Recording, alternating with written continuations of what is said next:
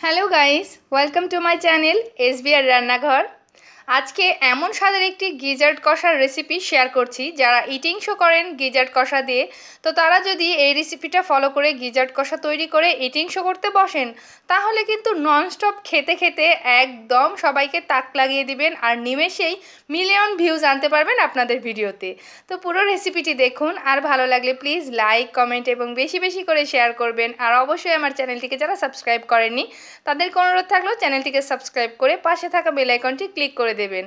মজাদার রান্নাটি আমি কি করে করেছি এখন চলুন তবে দেখে নিব।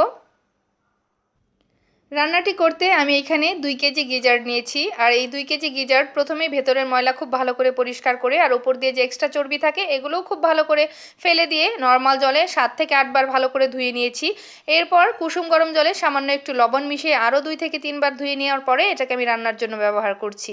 তো এখন গিজার্ডের মধ্যে প্রথমে দিয়ে দিয়েছি পেঁয়াজ কুচি, আদা রসুন বাটা, কাঁচামরিচের ফালি, আর দিয়ে দিয়েছি এলাচ, দারচিনি, তেজপাতা, আর দিয়ে দিলাম হলুদের গুঁড়া, ধনিয়ার গুঁড়া, সেই সঙ্গে দিয়ে দিচ্ছি স্বাদমতো মরিচের গুঁড়া। আমি গিজারটাকে মাখিয়ে রান্না করব, তাই জন্য প্রথমেই সব মশলাগুলো গিজারের উপরে দিয়ে দিচ্ছি। তো মরিচের গুঁড়া দিয়ে দেওয়ার পরে স্বাদমতো লবণও দিয়ে দিলাম, আর দিয়ে দিচ্ছি সয়াবিন তেল পরিমাণ মতো।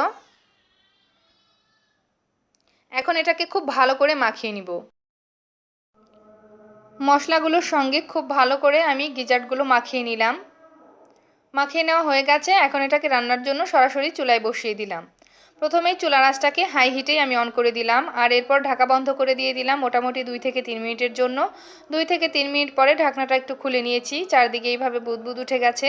এখন এটাকে একটু নাড়াচাড়া করে দিতে হবে। এপিট ওপিট করে একটু ভালো করে নাড়াচাড়া করে দিতে হবে, না হলে তলানিতে মশলাটা পুড়ে যেতে পারে। নাড়াচাড়া করে দিয়ে দিলাম। এখন এটাকে ঢাকা বন্ধ করে রাখবো একদমই লো আছে 4 থেকে 5 মিনিট। 4 থেকে 5 মিনিট পরে ঢাকনাটা খুলে নিলাম। বেশ অনেকটা পরিমাণ কিন্তু জল উঠে গেছে। যেহেতু এটা বারবার করে ধুয়ে নিতে হয়, তাই জন্য এটা রান্নার সময় বেশ অনেক পরিমাণ জল বেরোবে। এই পর্যায়ে আরও একবার নেড়েচেড়ে দিলাম। এখন ঢাকা চাপা দিয়ে আরও মোটামুটি 4 থেকে 5 মিনিট রেখে দিব। 4 থেকে 5 মিনিট পরে দেখতে পাচ্ছেন যে এরকম অবস্থায় আছে। আরও কিছুটা পরিমাণ কিন্তু জল উঠে গেছে। আর এই জলেই আমি এই গিজারগুলোকে ভালো করে কষিয়ে রান্না করব, এক্সট্রাভাবে কোনো জল দিব না। তো এখন এই পর্যায়ে আছে, চুলার আঁচটাকে আমি মিডিয়াম লোতে করে দিয়েছি। আস্তে আস্তে করে এই জলের মধ্যে গিজারগুলোকে সেদ্ধ করে নেব 30 মিনিট। এর জন্য এখন ঢাকা বন্ধ করে দিলাম, আর মাঝে মাঝে ঢাকা খুলে আমি এটাকে নেড়েচেড়ে দিব। তো মাঝখানে আরও একবার ঢাকনাটা খুলে নিলাম, আর আমি এই পর্যায়ে আসলে লবণটা চেক করে নিয়েছি। লবণটা একটু বেশি হয়ে যাওয়ার কারণে আমি কিছুটা আলুও ব্যবহার করছি। বেশ কয়েক টুকরো আলু দিয়ে দিলাম। এখন আবার ঢাকা বন্ধ করে দিলাম। একেবারে জলটা শুকিয়ে যাওয়া পর্যন্ত আমি রান্না করে নিয়েছি, মাঝে মাঝে নাড়াচাড়া করে দিয়েছি। প্রায় 30 মিনিট মতনই কিন্তু আমি এটাকে সেদ্ধ করেছি, কারণ এগুলো কিন্তু বেশ হার্ড হয়। ভালো করে সেদ্ধ না করলে কিন্তু খেতে ভালো লাগবে না। তো যখন খুব সফট করে সেদ্ধ করে নেওয়া হয়ে গেছে আর জলটাও কিন্তু শুকিয়ে গিয়েছে, এখন এই পর্যায়ে দিয়ে দিয়েছি ভাজা জিরার বাটা। কেউ চাইলে জিরা ব্যবহার করতে পারেন। তো জিরাটা কিন্তু শুকনা খোলায় টেলে তারপর এটাকে বেটে ব্যবহার করলে ফ্লেভারটা আসে। ভাজা জিরা বাটাটা দেওয়ার পরে ভালো করে একটু মিশিয়ে নিয়েছি। মিশিয়ে নেওয়া হয়ে চুলার আঁচটাকে আমি লোতে করে রেখে দিয়েছি, আর পাশের চুলায় আমি একটা ফোড়ন তৈরি করছি। তো ফোড়নের জন্য প্রথমেই আমি শুকনা মরিচ চিড়ে দিয়ে দিয়েছি কড়াইতে, আর তারপরে দিয়ে দিয়েছি সয়াবিন তেল। তেলের সঙ্গে মরিচটাকে একটু ভালো করে ভেজে তার মধ্যে আস্ত জিরা আর তেজপাতা ফোড়নে দিয়ে দিলাম। ফোড়নটাকে ভালো করে আর একটু ভেজে নিলাম। ভাজা হয়ে গেছে। এখন এই গিজার্ডের উপর দিয়ে দিব। এইভাবে ফোড়নটা তৈরি করার কারণে কিন্তু এর স্বাদে আলাদা একটা মাত্রা পাবেন।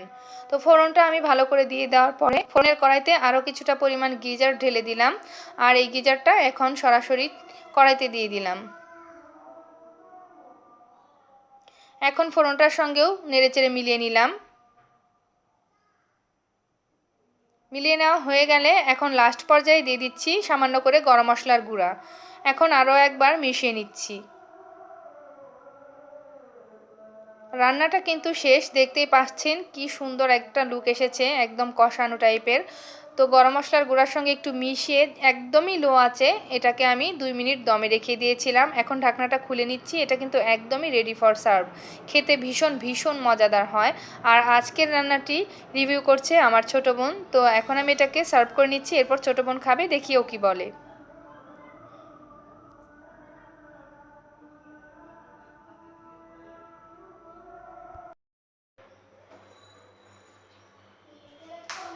রান্না শেষ, আমি এখন খাবো আলু বেগুন ভর্তা, বেগুন ভাজি আর গিজার্ড কারি।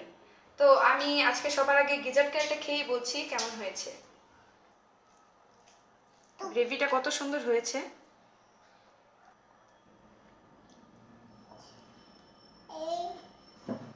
অনেক নরম হয়েছে, খুব সুস্বাদু হয়েছে।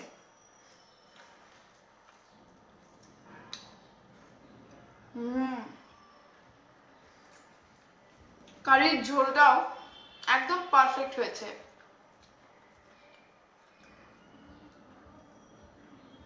আপনারা অবশ্যই এভাবে ট্রাই করবেন, আশা করছি অনেক ভালো লাগবে।